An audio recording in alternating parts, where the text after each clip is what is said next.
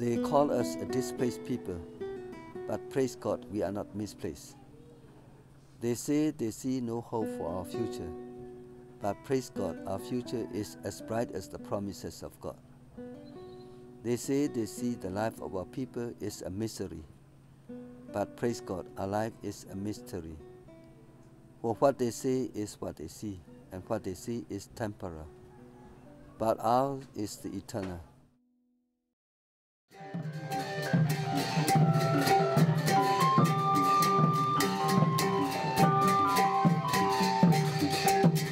The third largest ethnic group of Burma, the Karen, have called the central and southern parts of the country their home for thousands of years.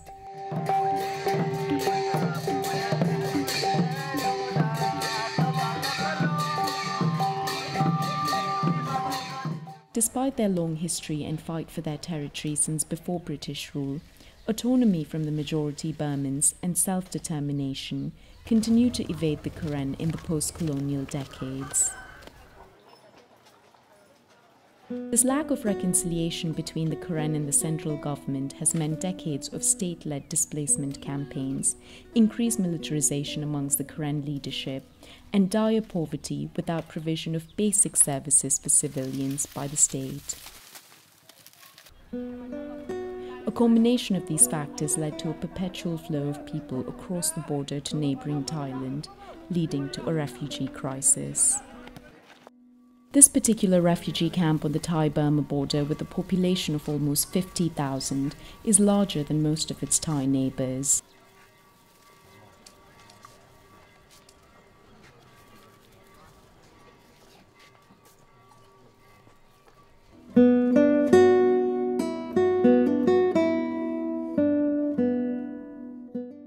You know, when there's problem, people are the victims, they suffer. So in Burma, not only us, as we call ourselves the political or what you call, because of the civil war, we cannot live in our land. We have to cross the border and live in refugee. But there are many people from Burma. They have to come and live or work in Thailand. People living or suffering, like our Karen people living in the camp. And now we have some other group also coming, other nationalities come to the camp. But we are only a small number, only 130,000 or 140,000 people. But you know, people cross the border and work in Thailand. They are more than, they said they're more than 2 million.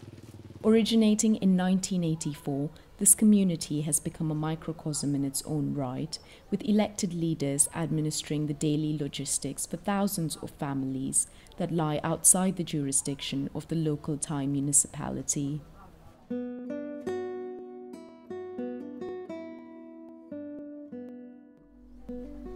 Sotu is aware of the atmosphere of change that has taken over the urban centres of Burma and the ceasefire negotiations between the Karen groups and the Burmese armed forces that have come to fruition. But he does not correlate these developments to an immediate solution for his community that struggles for basic supplies due to dwindling aid. Có bây giờ bố ta cho lên mình thọ lên bố cái tiền nó cứ lưu đủ phô lợ ô đó ta khuyết ta từ giờ thế sọ đó có bây giờ bố đủ mình cái bố đủ từ phư lên bố cái tiền nó ô đó ta từ giờ thế sọ đó lưu đủ phô lợ đó hít ta khuyết ta đi đó bố cái tiền nó cái sao đâu ta bơ lo ta đó lưu đủ phô mà cầm nó ta khuyết ta đi bố cái tiền là democracy chặt đó nó bố kia vào đó mìnhดูปกีได้เขาได้วันเนี่ยตาบาลาบาสามีโอทอเดเป็นมิกีว่าเล็บที่เราก็วันก็บ้านมีตากีแล้วโอดสูติหลักบ่ตากีแล้วก็บ้านมีเล็บบับลบาดาดตาได้ตากีแล้วมุ่งนั่นเอาเว้นมาปกีที่เราเลย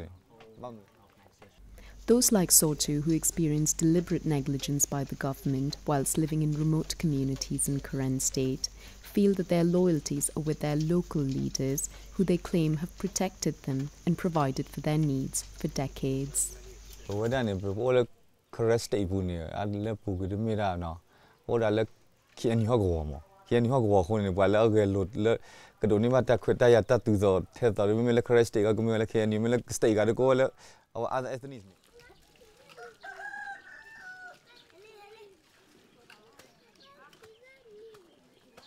While 2012 has been heralded as the start of historic ceasefire agreements between different ethnic groups, including the Karen and the Burmese armed forces, imminent return to their homeland is still a distant notion for this community.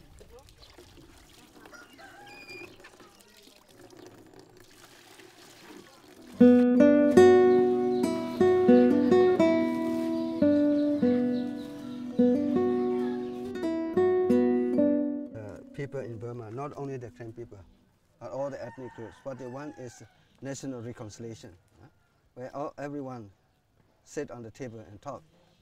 If this military want to change, and seemingly they are doing something that appear to be sign for changes, but it will depend on whether it is a sincere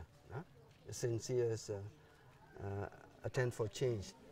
The latest ceasefire agreement that has been reached between the Karen and the government has perked the interest of those who wish to eventually return home. But defining home for hundreds of thousands whose houses no longer exist in Karen state and those who have only experienced life in this camp will be a large-scale challenge, even in the event of permanent peace.